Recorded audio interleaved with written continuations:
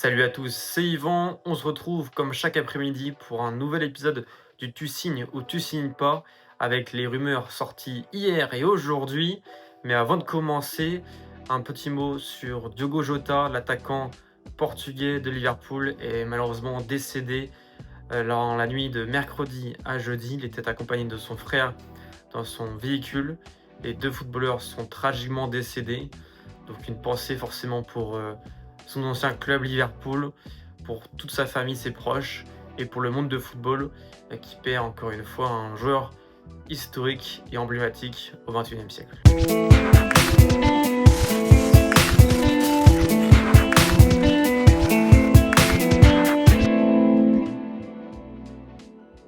On commence en France par le club de l'Olympique de Marseille qui s'est montré actif hier en enregistrant l'arrivée de Facundo Medina en prêt avec option d'achat.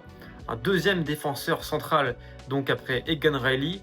Et donc une rumeur est arrivée concernant Leonardo Balerdi. Il pourrait, le défenseur central argentin, capitaine de l'OM, signer du côté de Newcastle d'après le Daily Mirror.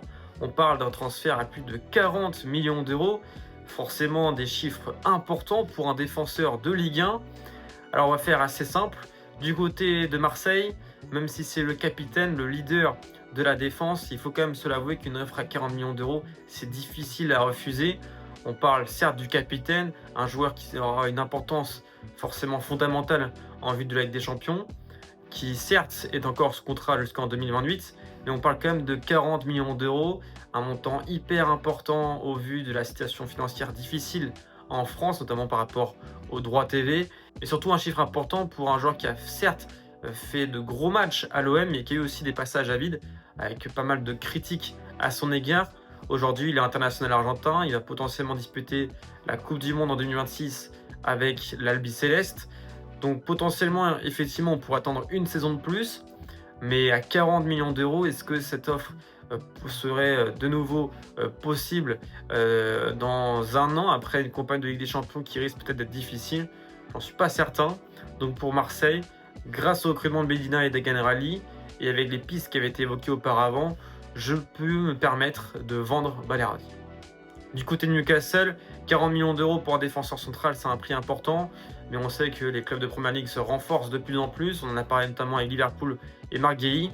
Donc moi, 40 millions d'euros pour renforcer une défense centrale qui en a besoin, avec notamment les difficultés de Fabian Schär récemment, ou encore tout simplement les blessures de Sven Botman. Newcastle a besoin de renfort en défense centrale.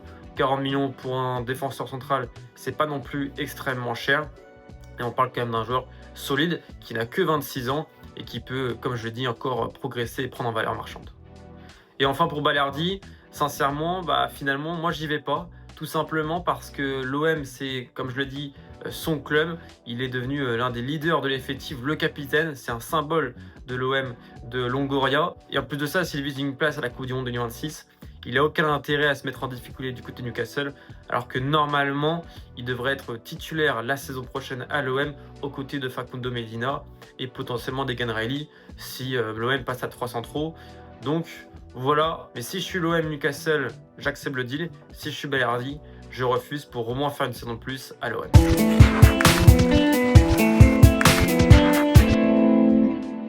En parlant de l'OM, après donc la rumeur d'un départ, celle d'une arrivée. D'après la Gazzetta dello Sport, Timothy Weah, l'ancien Lillois, pourrait faire son retour du côté de la Ligue 1. Le joueur formé au Paris Saint-Germain, fils de Georges Weah, est courtisé par l'Olympique de Marseille qui aimerait renforcer son couloir droit. On sait qu'Amar Dedic n'a pas été prolongé, du moins l'option d'achat n'a pas été levée. Il y a encore Murillo, mais qui pourrait également s'en aller. On a parlé à un moment donné de Mason Greenwood qui serait courtisé. On sait que Luis Enrique a également été vendu. Donc voilà, l'OM aimerait bien se renforcer dans le couloir droit par Timothy Weah, un joueur très polyvalent qui a débuté en tant qu'attaquant avant de passer ailier, puis piston, voire même latéral de temps en temps avec la Juve. Maintenant, si je suis l'OM, sincèrement, je n'y vais pas. En vue de la Ligue des Champions, en vue des joueurs déjà présents, moi, entre un Amir Murillo ou un Timothy Weah, je ne suis pas certain que l'OM gagne forcément plus en allant chercher l'Américain. En plus de ça, devant, comme j'ai dit, il y a encore Mason Greenwood. Donc pour moi, Weah, s'il arrive, ce serait soit pour être piston, soit pour être latéral. Et je préfère miser plutôt sur un Sacha Boey. C'est l'autre nom qui a été évoqué. C'est un joueur qui est un petit peu en difficulté du côté du Bayern Munich. Et je me dis, je préfère miser sur un prêt avec option d'achat comme on a fait pour Medina sur un Sacha Boey qui va lui tenter de se relancer en vue de la Coupe du Monde 2026. On sait qu'il y a une place à aller chercher puisque voilà, il n'y a que Malo Gusto et Jonathan Klaus qui se jouent cette deuxième place après Jules Koundé. Donc ouais, moi si je suis Marseille, je vais plutôt miser sur Sacha Boey. Si je suis Timothy Weah, bah, effectivement, le projet comme Igor Tudor à la Juve est quand même très prometteur. Mais c'est vrai qu'il y a quand même de la concurrence dans le couloir droit de la Juve. Donc pas sûr que Timothy Weah sera forcément titulaire. Lui, il cherchera sans doute un projet pour s'assurer une place avec les États-Unis. Parce qu'il y a quand même cette Coupe du Monde 2026 à domicile qui sera sans doute hyper importante dans l'équation.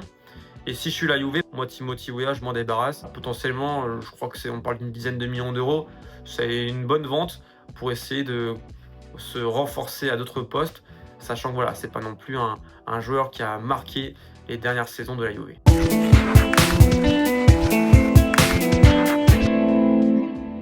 Un autre retour potentiel en Ligue 1, c'est celui d'Alan Saint-Maximin, l'ancien joueur de l'AS Monaco, encore de l'AS Saint-Etienne, a annoncé vouloir revenir en Ligue 1 et notamment dans son dernier club, l'OGC Nice, son club de cœur, un club qui va disputer la Ligue des Champions. On sait qu'Alan Saint-Maximin est un joueur pétri de talent, mais qui est en difficulté depuis son départ de Newcastle pour l'Arabie Saoudite. Il a été prêté à Fenerbahçe, mais ça l'a pas forcément mieux fait pour lui. Alors est-ce qu'un retour en Ligue 1 à Nice, ce serait une bonne chose pour lui? Pour lui, moi je pense que oui, parce que c'est un joueur qui a besoin de temps de jeu, de retrouver entre guillemets un cadre simple. C'est un joueur qui est très jeune, est annoncé comme un grand joueur très prometteur. Il était parti très tôt à Monaco où ça ne l'avait pas fait. Moi je l'avais découvert à Bastia, il m'avait bluffé, j'avais vraiment trouvé ce joueur pétri de talent. Mais malheureusement la mentalité ne suivait pas forcément. À Nice, il s'est un petit peu calmé sous Patrick Vieira. Même réussi un petit peu à passer un cap avant de filer à Newcastle, où finalement il a profité du rachat pour voilà, émerger en première ligne. Mais malheureusement, par la suite, ça a été compliqué. Donc revenir en France, ça serait, je pense, le bon projet pour lui, pour essayer de retrouver un bon niveau. Du côté de Nice, par contre, moi, j'y vais pas, simplement parce que, comme je l'ai dit, c'est un joueur qui a besoin de retrouver, de se relancer. Nice a tenté déjà le pari Tanguy Ndombele, ça n'a pas totalement fonctionné. Voilà, Nice va jouer la Ligue des Champions, va avoir besoin de renforts, de poids, de joueurs soit d'avenir qui auront du temps de jeu en Ligue 1 et potentiellement en Ligue des Champions, ou des joueurs justement expérimentés qui connaissent ces grandes compétitions, ce qui n'est pas vraiment le cas d'Alan Saint-Maximin. Il a fait quelques matchs, je crois, de Ligue des Champions, mais n'a jamais eu le temps de prendre beaucoup d'expérience dans cette compétition. Donc c'est pas vraiment le profil que j'irai chercher, d'autant plus qu'il y a déjà pas mal de monde à ce poste. Enfin, si je suis à Lali, forcément je le vends le joueur. Voilà, il n'a pas réussi à s'imposer, à devenir l'icône du club en Arabie Saoudite. Donc vaut mieux s'en débarrasser pour laisser une place extra-communautaire à un joueur plus intéressant en Europe.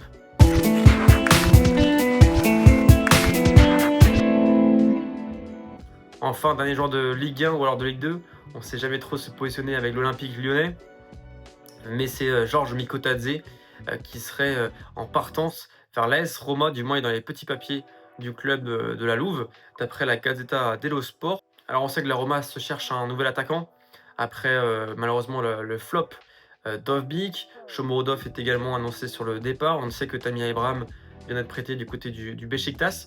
Donc la Roma a besoin d'un nouvel attaquant et aurait coché le nom de l'ancien Messin, attaquant géorgien, qui a fait une saison plutôt correcte en Ligue 1. Maintenant, moi, si je suis le club romain, je ne suis pas sûr que ça soit forcément le meilleur profil pour Gasperini. On sait que Gasperini, par le passé, a joué avec des joueurs assez physiques en pointe. Peut-être que ce serait pour le faire jouer entre guillemets en deuxième attaquant, dans un 3-4-2-1 où voilà, il prendrait un peu la place d'un Lookman. Mais Mikotadze n'est pas forcément habitué à jouer à ce poste. Donc voilà, je ne suis pas forcément sûr que ça soit le profil parfait pour coller aux idées de jeu de Gasperini. En plus de ça, on parle aussi d'intérêt de l'Allemagne. Je crois que c'est Francfort qui est dessus, ainsi que de Sunderland. Donc voilà, si les enchères montent trop, moi sincèrement, à la place des dirigeants romains, je n'y vais pas. Si je suis Georges Mikotadze, forcément, rester à Lyon, c'est son club de cœur, ça serait une possibilité, je pense, pour lui. Je ne suis pas certain qu'il serait contre de jouer en Ligue 2. On sait il s'était réveillé là-bas avec le FC Metz, il avait réussi à faire remonter le club en Ligue 1. Peut-être qu'il voudra faire la même chose avec Lyon, mais bon, ça sera à voir selon si oui ou non il y a un dépôt de bilan. Voilà, il y a déjà pas mal de joueurs aussi talentueux là-bas en attaque, donc notamment Paulo Dybala, Mathias Soulé, donc quand même une concurrence assez importante. Et je pense que Georges Mikotadze aujourd'hui, il a vraiment besoin de stabilité. Il était parti à l'Ajax, ça l'a pas fait, il est revenu, il a brillé à Metz, à Lyon pour l'instant il n'a pas encore réussi à s'imposer, donc partir dès maintenant, ça serait peut-être en fait un faux départ, ou du moins un départ un petit peu mal au cœur, dans le sens où voilà, il aurait eu l'impression de ne pas avoir tout fait. Et enfin, donc si je suis Lyon, un peu comme Lucas Perrière, à voir selon la situation, mais lui on n'a pas trop son mot à dire. S'il y a besoin vraiment de liquidité, il sera vendu, mais dans l'idéal, j'aimerais le conserver pour essayer de remonter en Ligue 1.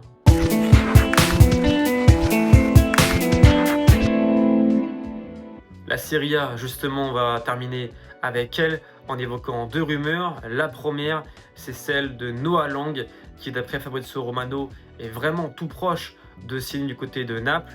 On sait que Naples s'est déjà bien renforcé avec l'arrivée de Kevin De Bruyne, le retour de prêt aussi de Victor Osimhen, mais voilà, il manque toujours un ailier gauche pour remplacer Gvira Kvaratskhelia, parti l'hiver dernier au PSG. Naples a été champion sans lui, mais il y a eu quand même pas mal de difficultés et ne jouait pas de compétition européenne, à l'inverse de la saison prochaine, du moins de cette saison 2025-2026.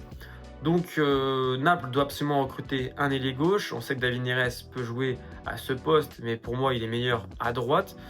Et donc, d'après Fabrizio Romano, les Napolitains pensent à Noah Lang. On parle d'un transfert à 25 millions d'euros pour un joueur qui sort d'une belle saison avec le PSV Eindhoven, qui a encore, je crois, 3 années de contrat aux Pays-Bas, qui veut absolument disputer la prochaine Coupe du Monde avec les Pays-Bas. Donc voilà, est-ce que c'est un bon deal ou pas? Si je suis Naples, 25 millions d'euros à mettre sur Noah Lang, je ne suis pas sûr que ce soit le meilleur choix possible. Certes, le marché est assez compliqué, mais à la place des dirigeants napolitains, moi, soit je tenterais un coup un peu de poker en misant sur Hugminson, en mettant plus d'argent sur un joueur qui arrive à la fin d'un cycle à Tottenham. Maintenant, sans doute que Son voudra faire une dernière saison avec les Spurs en jouant la Ligue des Champions, en étant le capitaine, à voir selon les envies de Tottenham. Mais en tout cas, si j'arrive pas à faire Hugminson, moi je préfère miser sur un Leandro Trossard, qui est remplaçant du côté d'Arsenal, qui a connu justement la Ligue des Champions, qui a besoin peut-être de retrouver du temps de jeu en vue de la Coupe du Monde 2026 avec la Belgique. Il pourrait faire une bonne connexion avec Kevin De Bruyne et Romelu Lukaku. Donc moi, sincèrement, je partirais plus sur lui que sur Noah Lang, qui est un joueur, certes, très talentueux, mais à l'image d'un Alan Saint-Maximin, qui parfois manque un peu de régularité ou de concentration pour atteindre son plein potentiel. Voilà, en plus 25 millions d'euros pour un joueur des Pays-Bas, je trouve que le prix est quand même assez important. Et on sait que Naples n'aime pas beaucoup dépenser. Maintenant, le deal est tellement avancé que je pense que ça va se faire. Si je suis Noah Lang, pour le coup, c'est le meilleur projet. Il va arriver dans un club champion d'Italie qui aura de grosses ambitions, avec donc une place à prendre et un coach qui normalement devrait bien le faire progresser. On sait que Conte a réussi à transformer certains joueurs, à relancer d'autres. Il a relancé David Neres qui était un petit peu perdu à Benfica. Il a transcendé un McTominay qui était clairement mal en point en club à Manchester United. Donc voilà, c'est en tout cas le bon club à mon avis pour enfin espérer atteindre son meilleur niveau. Et puis enfin, si je suis le PSV Eindhoven, on sait que le PSV a toujours cette intelligence pour trouver des bons joueurs à relancer ou à tout simplement faire émerger. On parle quand même du départ de Malik Tillman du côté du Bayer Leverkusen, donc ce serait une deuxième grosse perte. Il y a aussi eu le départ libre de Luc de Jong, mais bon, je pense que 25 millions d'euros, c'est difficile à refuser pour le PSG.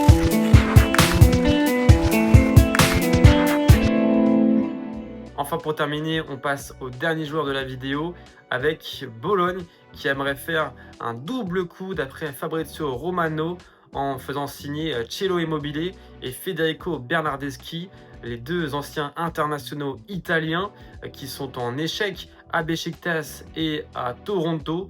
pourrait retrouver la Serie A du côté de Bologne. On sait que Bologne va jouer la Ligue Europa la saison prochaine, puisqu'ils ont gagné la Coupe d'Italie.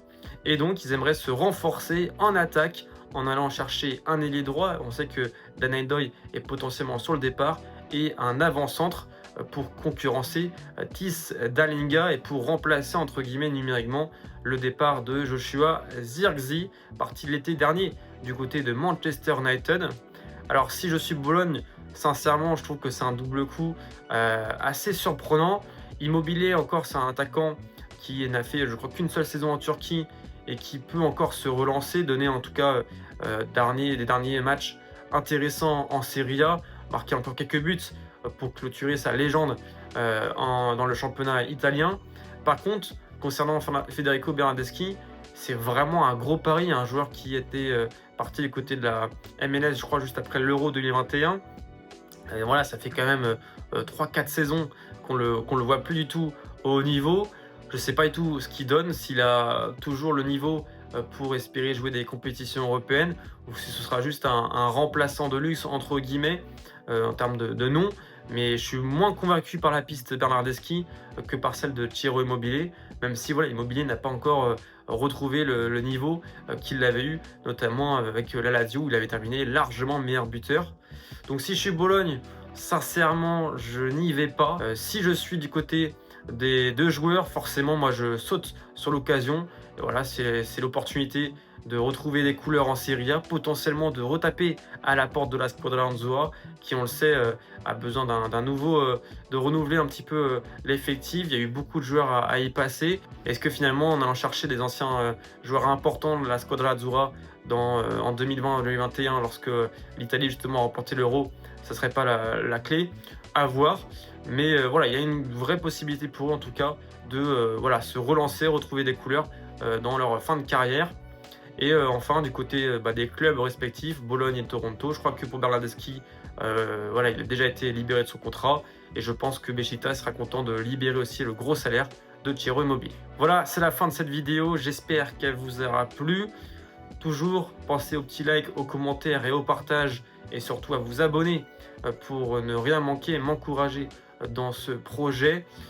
Demain, d'autres vidéos avec donc la matinale et un autre épisode du Tu signes ou tu signes pas. Mais dites-moi en commentaire si vous voudriez que je lance un autre concept, peut-être un peu différent, peut-être un peu plus ludique. Donc voilà, n'hésitez pas à me dire tout ça en commentaire. Je vous attends et je vous répondrai avec plaisir. Moi d'ici demain, je vous dis bonne soirée et à très vite pour d'autres vidéos sur les réseaux sociaux.